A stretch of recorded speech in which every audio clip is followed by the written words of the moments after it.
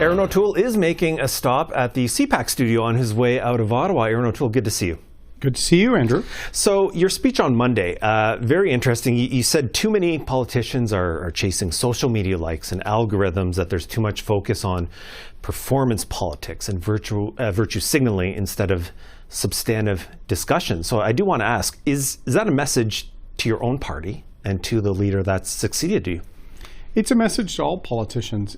It's the biggest difference I've noticed since I was led into the House after my by-election over 10 years ago to today. You know, I served under Prime Minister Harper, who really didn't do anything on Facebook or Twitter and these sorts of things. But now that's almost essential battleground for politics. And over time, with algorithms and with performing for just a sample of Canadians who happen to follow you, you're actually not talking to all Canadians, and that's now translating into the House itself. So social media has really transformed politics. It probably explains some of the division, probably explains these weird minority governments where, for now, twice in a row, Justin Trudeau has lost the popular vote, but won the seat count. And so let's make sure we're not just talking to our followers, we're talking to all Canadians.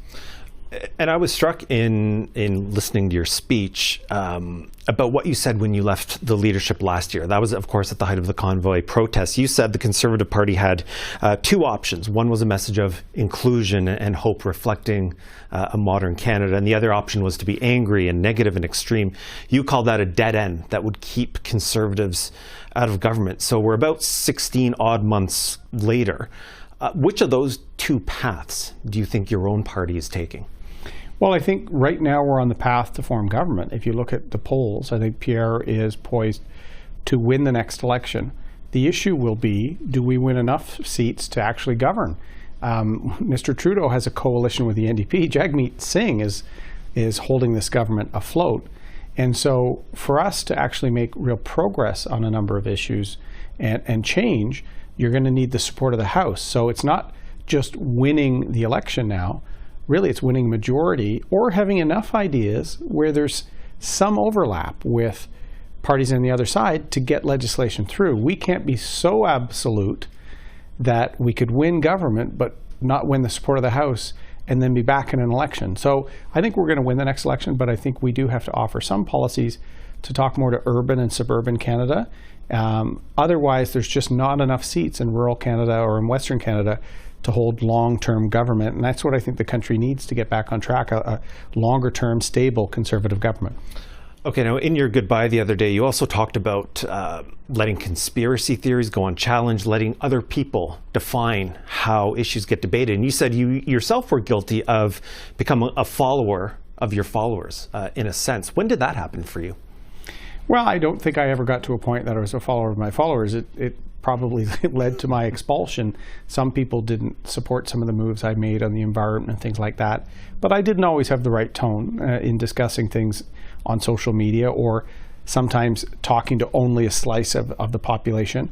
But the movements now that politicians try to capture, whether it's some of the conspiracy theories we see on the UN or other things, or whether it was the Shut Down Canada movement, where people were saying, let's shut down the rail lines and have blockades just before the election that the NDP were speaking to, those are just movements fueled online. They're not actually speaking to a broad cross-section of Canadians. So I think what we have to do is channel some of the frustrations out there, not into negative directions. Let's try and put forward policies that can get broad support, get our resources to market. That was an example I used. And I don't see that happening. The left is talking about climate apocalypse, and the right often doesn't even talk about getting emissions down. So where can we find something to make progress so we can get our resources to market, but also lower our emissions? And I think we need more serious debate in the House of Commons to get there. And I guess the key question is how you get to that point of serious debate when you have the power of social media, the power of technology, and how technology continues to alter how people consume information, how they interact with each other, what kind of information they're consuming. It's a big challenge for the MPs that remain on Parliament Hill, whatever party they're in. It is a huge challenge, and this is one area we've seen some political cooperation. We've seen Conservatives like Bob Zimmer and Liberals like Nathaniel Erskine Smith work on transparency for algorithms and for social media companies, because I think a lot of Canadians don't realize that you watch that one video, you're going to then be teed up 6 more, and soon you don't even realize that you are looking at one line of content and you're not getting a broad view. So more transparency.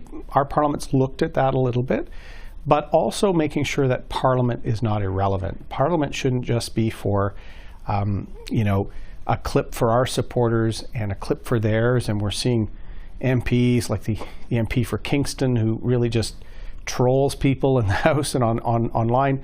That's not helping debate. All sides are a bit guilty of this.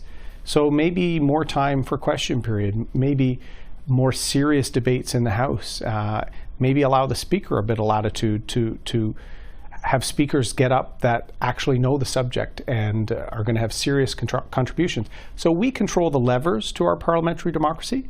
The impact of social media means, hey, we may have to update things we've been doing for 50 years because they're not working right now. So I think I'm still very optimistic. I ended my speech saying I have faith in my fellow MPs on all sides.